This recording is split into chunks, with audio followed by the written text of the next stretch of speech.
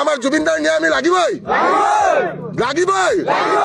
যদি আমি ৰাজনীতি বুজি পালো হয় তেনেহলে আমি সকলোৱে ৰজা হ'ব পাৰিলো হয়। এই তেতিয়াৰ ৰাজনীতি আজিৰ ডেটতো প্ৰচলিত হৈ আছে। ভাবক কিমান বছৰ হৈ গ'ল, কিন্তু আজিৰ ডেটতো মাৰামাৰি কাটাকাটি কৰিছে। যদি কি কৰিছে, হিন্দু মুছলমান লৈ কৰিছে, গৰু মাংসক লৈ কৰিছে, মানে গো মাংসৰ কথা কৈছে, তাৰপিছত অপমান সূচক মন্তব্য। চাওক, আমাৰ এটা বহুত ডাঙৰ কথা, মানুহবিলাকৰ মানে চাওক, আমিতো চব জেনেৰেল মানুহতো, জেনেৰেল মানুহে ৰাজনীতি বুজি পোৱাটো বহুত দূৰত। যদি আমি ৰাজনীতি বুজি পালো হয় তেনেহলে আমি সকলোৱে ৰজা হ'ব পাৰিলো হয়, হয় নহয়? সকলোতো ৰজা হ'ব পৰা নাই। যোনে নিকৃষ্ট ৰাজনীতি কৰিছে, যোনে সেই নালাটোত সোমাইছে, সেই নালাটোত সোমোৱাবিলাকেহে গোন্ধটো কেনেকুৱা গম পাইছে। তো এই কথাটো মনত ৰাখিব। হিন্দু মুছলমান আজি বুলি নহয়, এতিয়াও আপোনালোকে মনত কৰক, যদি পঢ়া শুনা কৰিছে, এই 1947তো আমাক কি কৰিলে? ইণ্ডিয়া পাকিস্তান কৰি থৈ দিলে। কি কৰিলে? হিন্দু মুছলমান কৰিলে।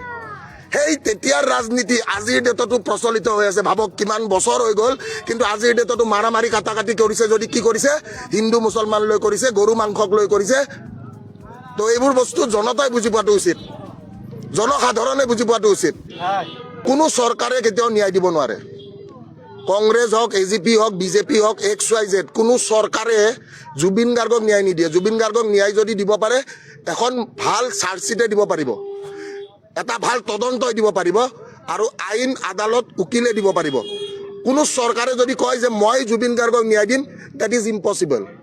কাৰণ আপোনালোকে গম পায়, চৰকাৰে মোক NSA লগাই দেশত দ্ৰোহী বনাইছিল নে নাই? মই দেশত দ্ৰোহী নেকি? সেইটো কোনে প্ৰমাণিত কৰিলে? উচ্চ ন্যায়ালয়ে।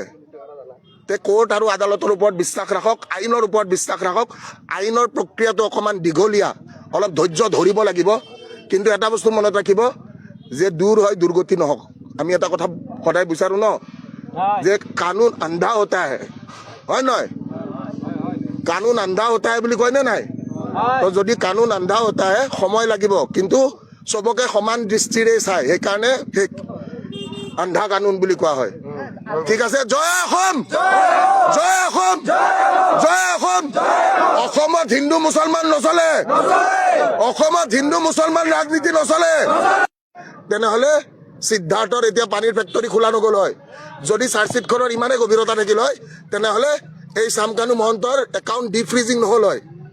তো এইবোৰ কথা মানুহে, সাধাৰণ জনতাই বুজি পোৱাটো উচিত। আৰু আমাৰ জুবিনদাৰ ন্যায় আমি লাগিবই। আৰু অকলে চিঞৰি আছো, যেতিয়া মোৰ লগত গোটেইবোৰ মানুহ থাকিব, তেতিয়া অসম চৰকাৰেও ভাবিব যে নাই, জুবিন গাৰ্গৰ এটা ভক্ত সঁচাকৈ আছে। আৰু মোৰ জীৱনত এটাই আশা,